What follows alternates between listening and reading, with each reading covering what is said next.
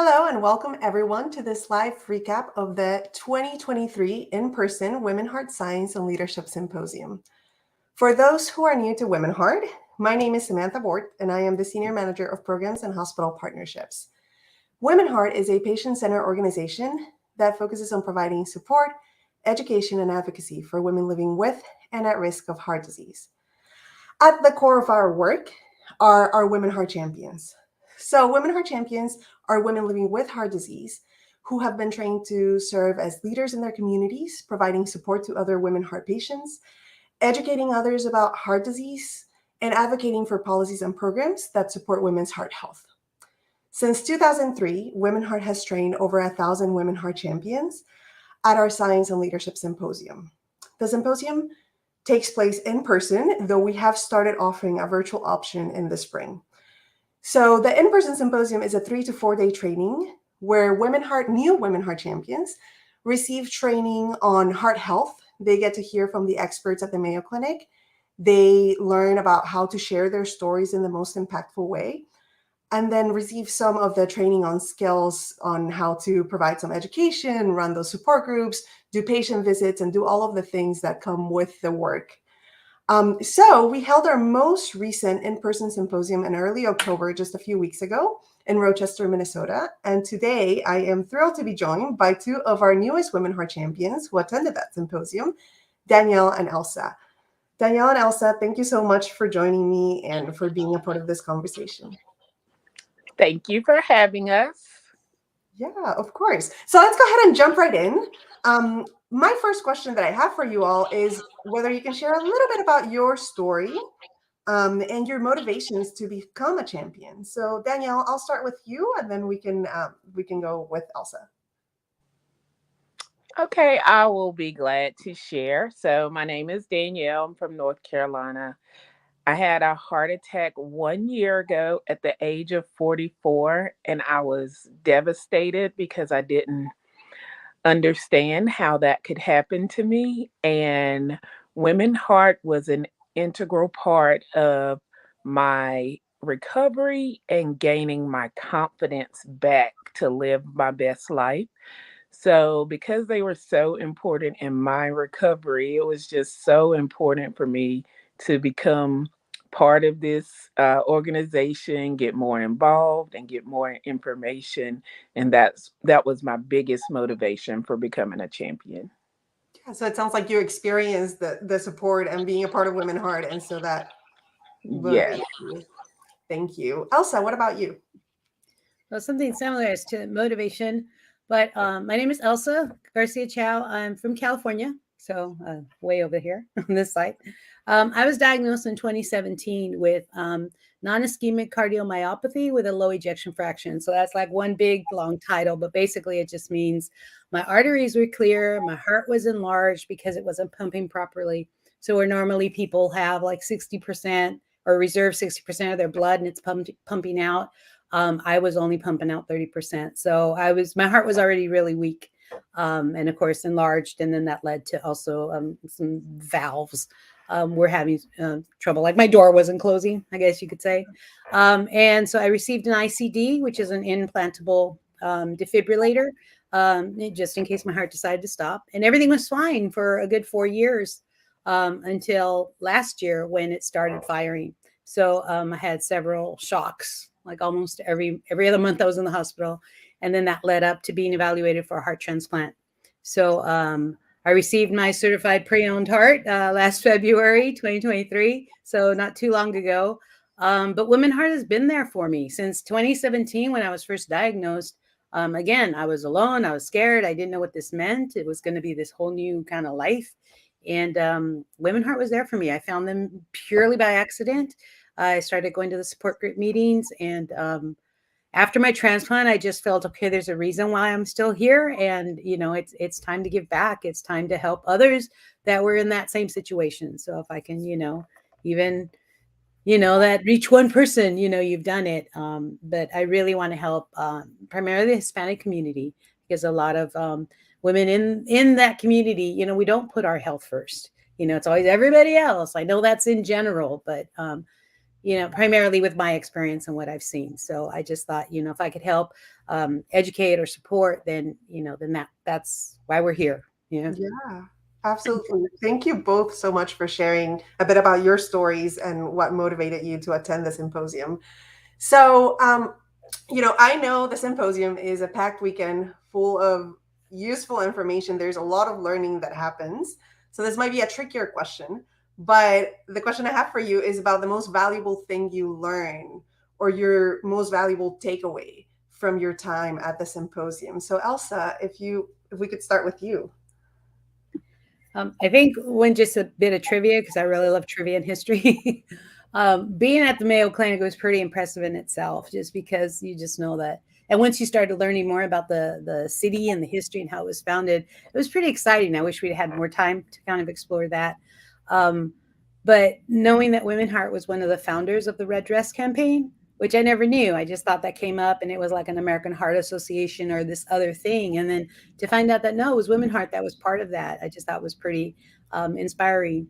And that one of the founders was from Santa Ana, California, which is nearby. And that's where I worked for many years, still do on disability. But that was just the trivia part that I thought, okay, this is kind of neat, little connection there. Great connection for sure. Yeah, like that 6 degrees. But prior to attending the workshop or the symposium, there's a lot of studying you have to do and kind of educating yourself. And I think that's super valuable, because then it gives you that context or gives you that like groundwork, that framework. So then when you get there, you're not so overwhelmed, because you're already pre-overwhelmed. So you get there, you think, I've learned it all. And then you get there, like, no, we're just starting. But it is super helpful. And a lot of the workshops are on nutrition, on heart disease, and just kind of familiarizing yourself with some of the terms if that's not like your area. So my brain really just grew in terms of knowledge and getting more of the background of it all. But the one thing that stood out to me, which really just got me, was about how there's such a low percentage of women that participate in cardiac rehab. And I started looking around, because I'm currently in cardiac rehab. And when I go and I look around, I'm like, I'm the only female other than the nurses in here, and I just think that's terrible.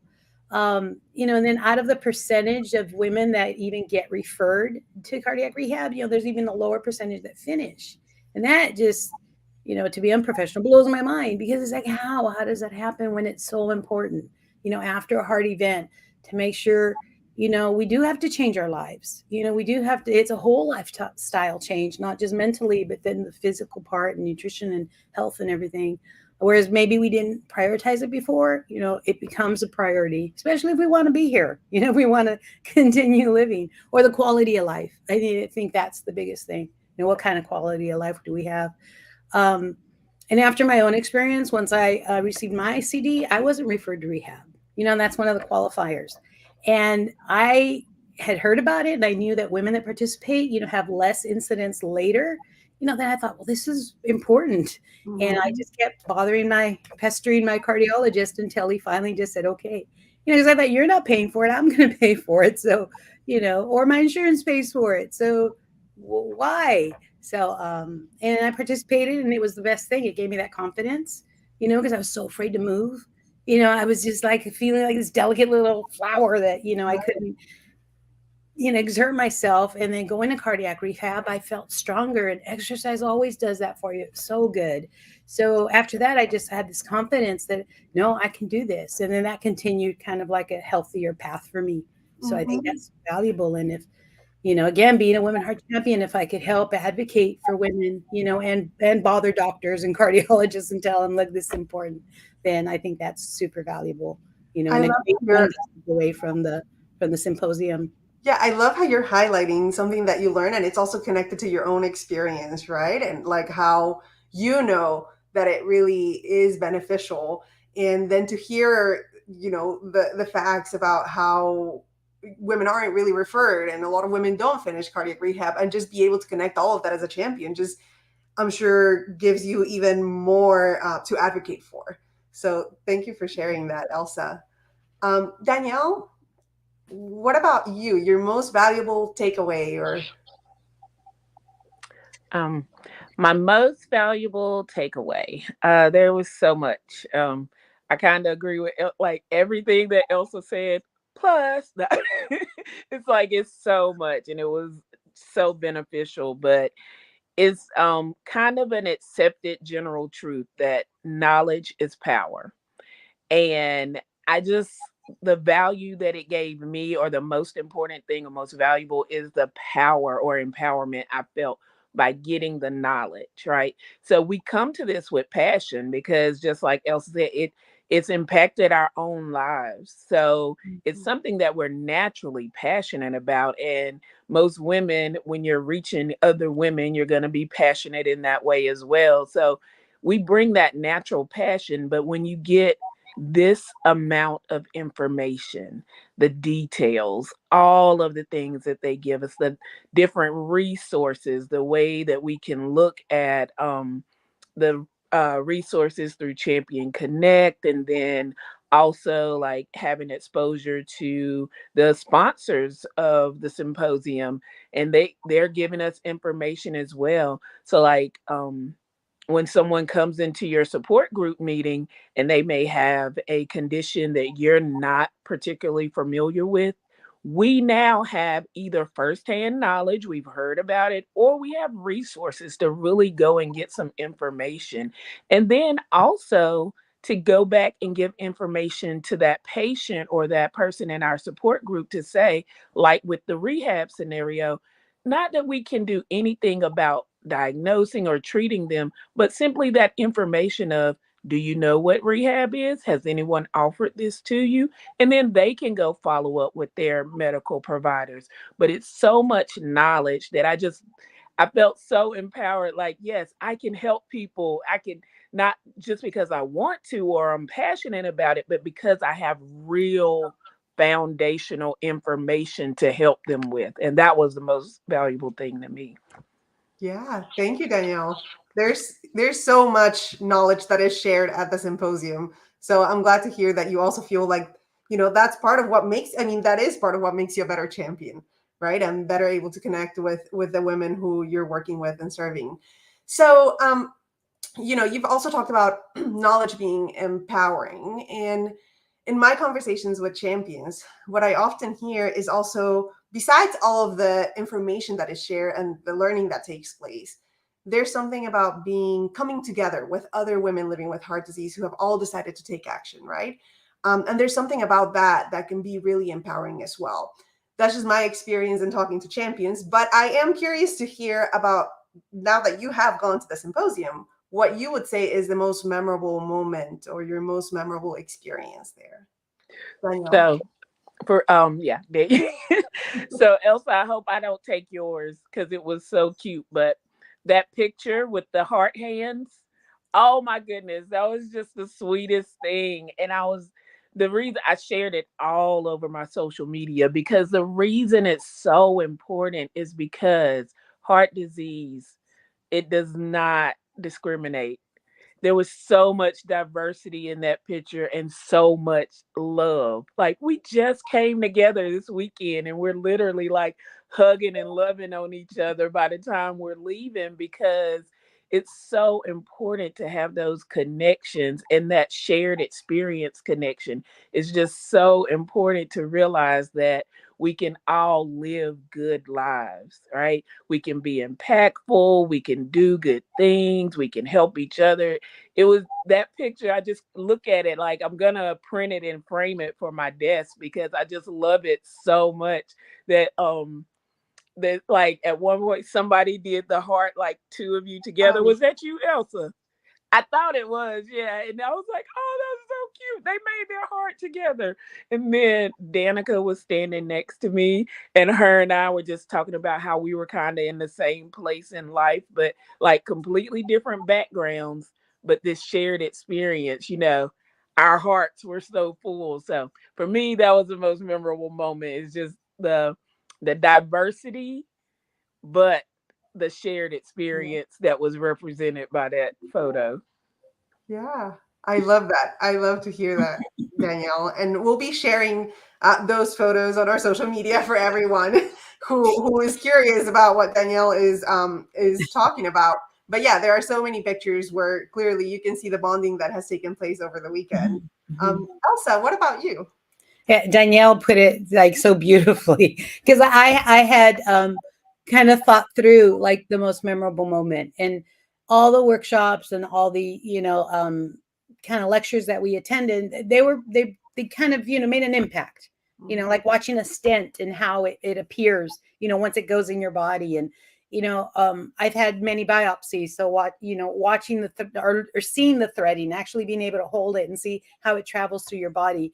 Those were all kind of like more for me, in terms of, oh, that's what they're doing. Because when I see it, I understand it, and then I learn it better, for me, in terms of procedures. And then that they're necessary, and you go into the procedure a little better prepared. So I wish they would help us in that scenario. But the most memorable moment, I think, is coming down the stairs from our hotel room. We all met in the lobby prior to going to the dinner that Danielle was describing. It was our graduation day, so to speak, and seeing everybody come together in that lobby, and everyone's dressed up in red, and everyone's super excited, and it's just this energy. And like you were saying, we all did this in less than 24 hours.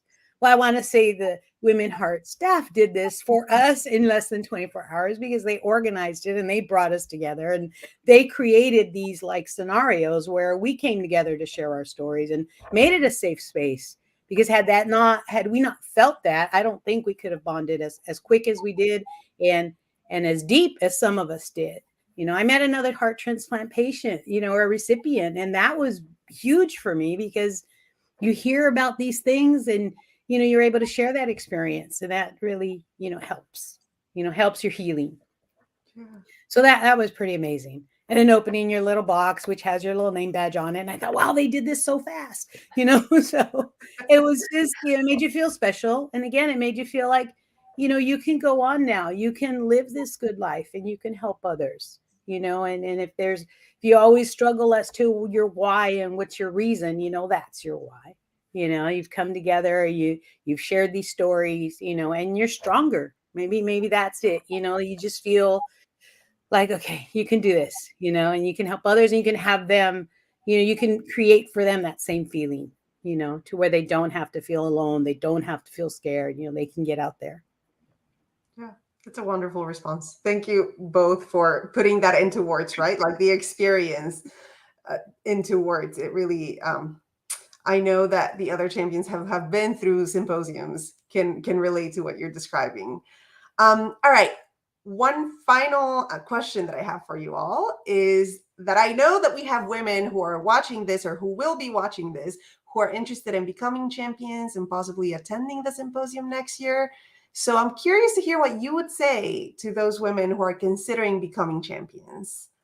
Elsa, let's go ahead and start with you. Okay, I have to make sure I unmute.